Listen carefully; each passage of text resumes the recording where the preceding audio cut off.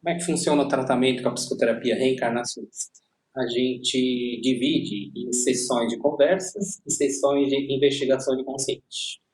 Então, assim, para a primeira fase do tratamento, que a gente fala, que é o tratamento básico, a gente sugere-se 6 sessões, 6, 8 sessões, divididas em 3 conversas, foi o caso de 6 sessões, e 3 investigações de consciente. O importante do tratamento é que ele comece com uma conversa, por exemplo, essa sessão de esse pacote com 6 sessões, termina com uma outra conversa. Então aí já foram 2 conversas. E aí no meio tem as 3 investigações e uma conversa. Qual a periodicidade do tratamento? A gente sugere que seja semanal, mas aí depende da disponibilidade do terapeuta e da pessoa. Então aí pode ser a cada 10 dias, a cada 15. Um mês, eu acho que é muita coisa. Então, o ideal seria entre 7 a 15 dias. Então, na primeira conversa é explicado todo o trabalho da psicoterapia reencarnacionista, da investigação do inconsciente ou regressão terapêutica, que não é um trabalho só de fazer investigação do inconsciente, só de regressão. As conversas elas são muito mais importantes do que as investigações em si. Por quê? Porque nas conversas a gente vai ajudar a pessoa a chegar às conclusões dela. O que os mentores dela mostraram durante a investigação do consciente? Alguma recordação? Que a pessoa ela vai se conscientizar do porquê que o mentor mostrou aquela situação, aquela vida, aquela encarnação. E no nosso trabalho, a gente não tem, não é a nossa proposta de dar para a pessoa respostas. A pessoa vai ter que chegar com a resposta dela. A gente vai ajudar a pessoa a ter as conclusões dela. Então, sugestão, palpite, a gente evita de dar. A resposta sempre está com a pessoa. Por mais que ela tente arrancar uma resposta da gente, a gente sempre rebate com a mesma pergunta. Então, por exemplo, ela chega para você e fala: o que o meu mentor quis mostrar ali para mim naquela situação? Será, né? O que será que ele quis mostrar? A gente rebate com a mesma pergunta: o que você acha? Porque o interessado aqui é você. As respostas têm que ser suas, juntamente com seus mentores. Eles estão aqui para auxiliar.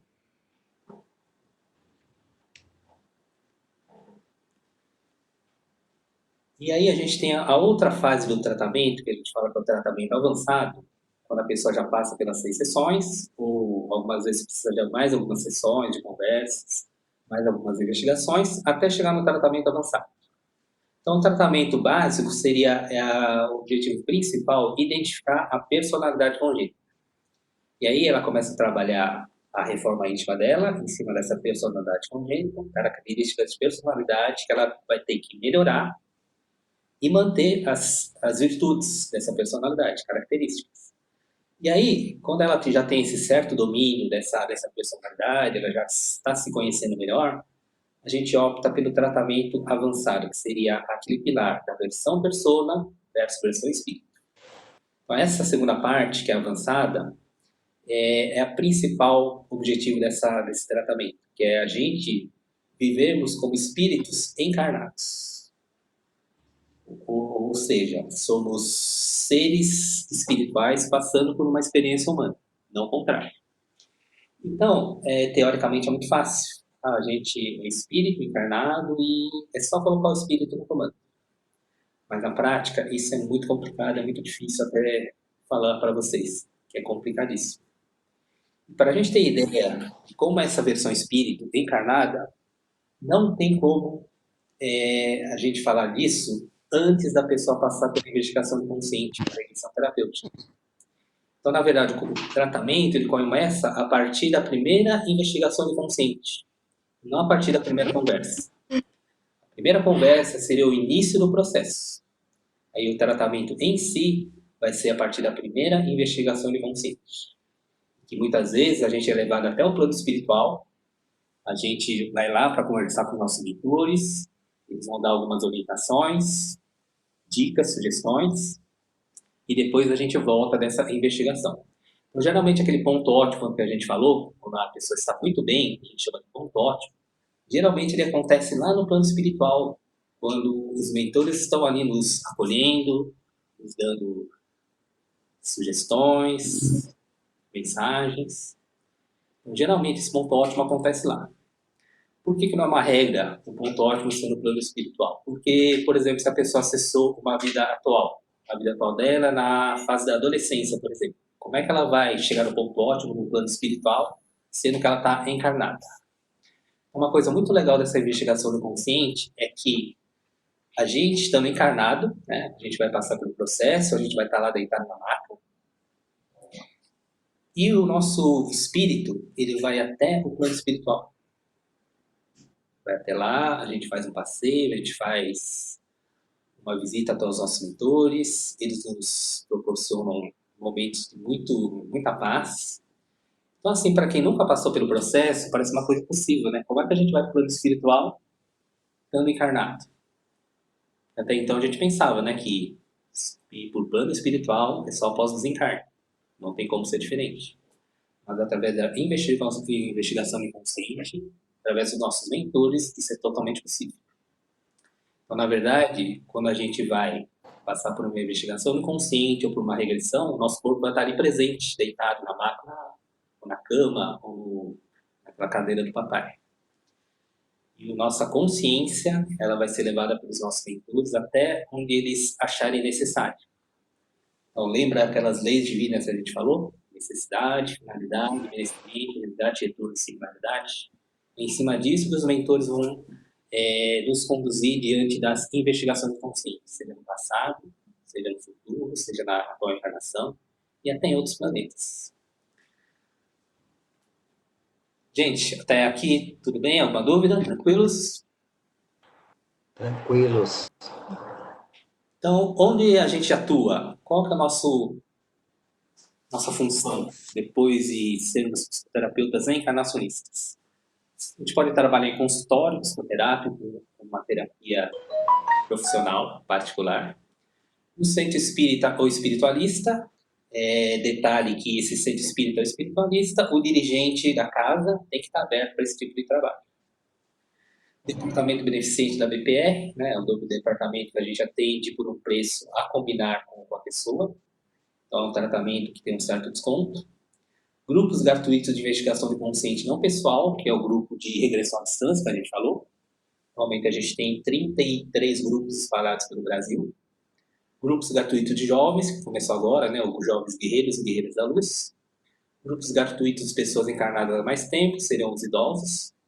E a Casa Beneficente de Terapia e Caridade. Então, são locais, né, que a BPR está querendo se instalar, principalmente nas principais capitais do Brasil. Então, aqui em São Paulo, uma dessas casas beneficentes, que a gente chama de Núcleo ABPR, o nosso Instituto Sofia Riga, né, do qual eu sou proprietário, a gente tem ali um núcleo ABPR. O outro núcleo ABPR de São Paulo é o Instituto Zafira, que fica ali na Vila Mariana, na Zona Sul.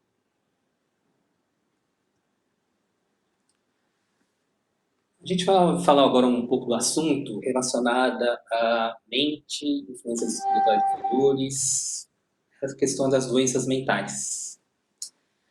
Então, na visão da psicoterapia reencarnacionista, a doença mental não existe. Não existe assim em termos. Por quê? A pessoa chegou no consultório, ela passou pelo psiquiatra, ela passou pelo psicólogo, ela fez exames, ressonâncias e não acusou nenhum problema de ordem física, mental, emocional. E aí a gente considera-se que a pessoa não está doente, ela está perturbada. Claro que existe doença mental, a pessoa tem algum distúrbio hormonal, algum distúrbio dos neurônios, a pessoa nasce com um problema cerebral, aí no caso é uma questão física, é uma questão da mente mesmo, a pessoa já tem esse problema, né, foi diagnosticado. Agora, caso a pessoa, como a gente falou, ela passou por todos os exames e não acusa nada, nenhum diagnóstico de algum problema mais sério, a gente diz que ela não está doente, ela está perturbada. E quais são os fatores que causam essas perturbações? São 3 fatores: mediunidade desequilibrada, obsessão espiritual, sintonias com encarnações passadas. Geralmente a pessoa já tem, quando ela está perturbada, quando ela é considerada doente mental, ela está com essas 3 coisas juntas. E aí a questão do centro espírita, né? O centro espírita ajuda na questão da mediunidade, a pessoa vai desenvolver a mediunidade dela. a questão da desobsessão, nas casas espíritas é feito esse trabalho de desobsessão, né, de limpeza, mas a questão da sintonias de encarnações passadas, somente com a investigação inconsciente, isso é possível. Então, qual que é o nosso trabalho? A nossa função também, enquanto psicoterapeuta reencarnacionista, a gente procurar se aliar às casas espíritas espiritualistas, para a gente propor o nosso trabalho, fazer um trabalho em parceria. Mas, assim, aqui em São Paulo, né, na capital, por enquanto, essa abertura está sendo muito pequena. Então, os dirigentes espíritas ainda têm aquela visão muito, assim, engessada, né, na questão do kardecismo, e principalmente a questão do esquecimento do passado, que é a regressão terapêutica, a investigação inconsciente pode, enfim, nessa lei. Mas mesmo a gente falando que a gente segue os espíritos do Allan Kardec, da questão 399, que esse processo é totalmente feito pelos mentores, muitos ainda não acreditam, ainda duvidam. Mas a gente, né, como psicoterapeuta reencarnacionista, a gente, né, nosso papel é divulgar da melhor maneira possível. Fazendo até uma parceria com os centros espíritas, com os psicólogos, com os médicos e psiquiatras também.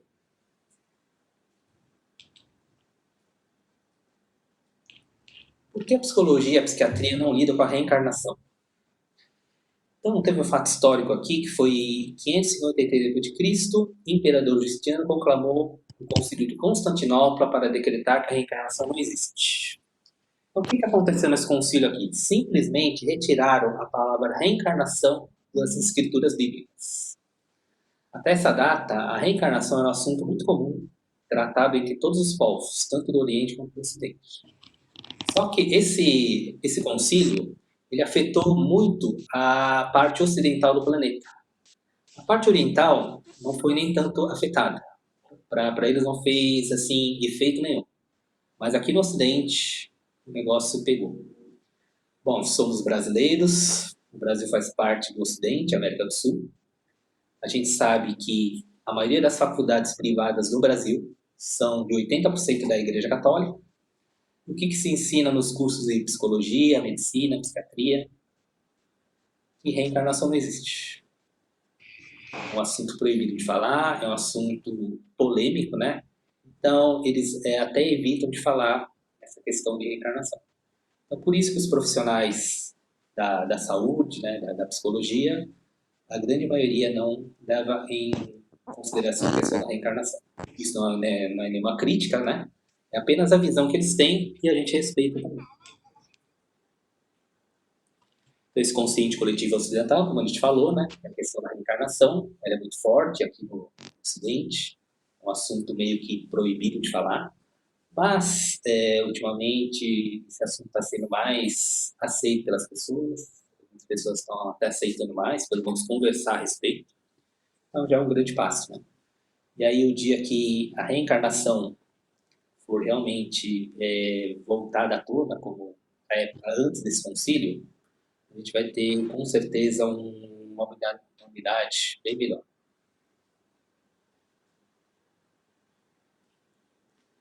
Quais as qualidades que um psicoterapeuta reencarnacionista deve ter na sua atuação terapêutica? Humildade, ele não é o terapeuta, ele é apenas auxiliar o verdadeiro psicoterapeuta reencarnacionista, que é o mentor espiritual da pessoa. Obediência, seguir rigorosamente os procedimentos terapêuticos dados pelo mundo espiritual.